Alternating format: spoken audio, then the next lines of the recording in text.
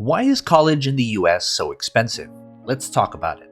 Over the past 2 decades, published college tuition has increased in price more than any other good or service besides hospital care.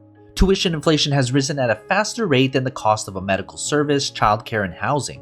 While generous financial aid means that students usually pay far less than the sticker price of tuition, the net price of public 4-year colleges has still more than doubled since the turn of the century. Moreover, underlying costs at American colleges are the highest of any large country in the developed world. So why is college tuition so high and it's still rising? The proximate causes of tuition inflation are familiar: administrative bloat, overbuilding of campus amenities, a model dependent on high-wage labor, and the easy availability of subsidized student loans. However, the deeper question is why the market has allowed these cost inefficiencies to persist. In most industries, competition brings down the cost of products over time. The first laptop computer cost over $5,000 in today's dollars, but now laptops with far more computing power can be bought for $200. So why hasn't the same phenomenon occurred in higher education?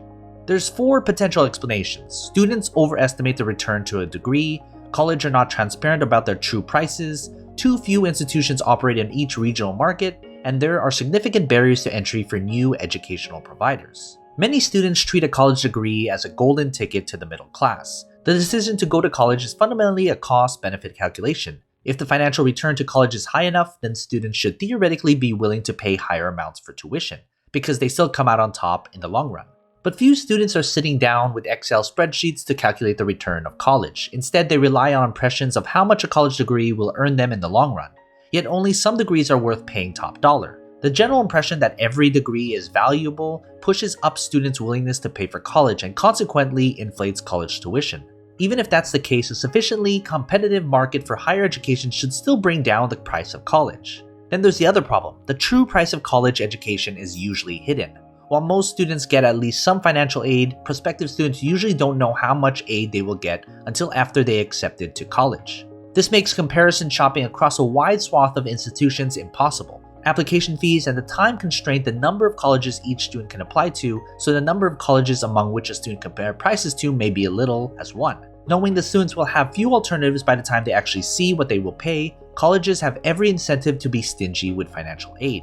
Another factor constraining choice is that most students have limited options for higher education. While there are thousands of accredited colleges nationwide, the typical student has far fewer options. Most students attend a college in their home state, thanks to a combination of steep discounts for state residents, familiarity with local schools, and a desire to save money by living at home. With few competition, colleges face less competitive pressure to provide price discounts or improve the quality of education. High prices and few institutions should provide ample opportunity for alternative providers of education to enter the market and lower prices through competition.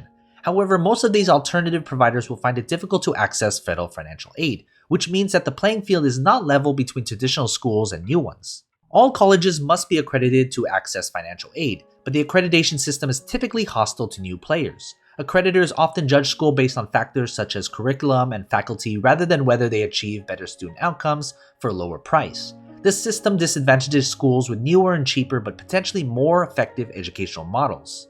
These problems are deeply ingrained in America's higher education system, and reversing them will take work. But there are some proposals. The first prong is transparency. Better data on financial aid and net prices should be made available and accessible, along with data on typical earnings after graduation. This will help inform students whether a particular college degree is worth the cost. The second strategy involves opening the higher education marketplace to competition by removing accreditors from their role as gatekeepers for financial aid, and instead allocating funds based on student outcomes. Not only would this encourage new entrants, but it will force existing universities to search for cost efficiencies and lower their price to compete. Industries like higher education have seen enormous cost growth over the past decade, even as the cost of other goods and services has fallen. Price transparency and robust competition have gone a long way towards reducing prices in other industries. The higher education system should follow their lead. So what are your thoughts? Was college worth it to you? If you like this video, hit that like button, consider subscribing. I talk about money and everything related to it, so don't miss out. And as always, take care of your money.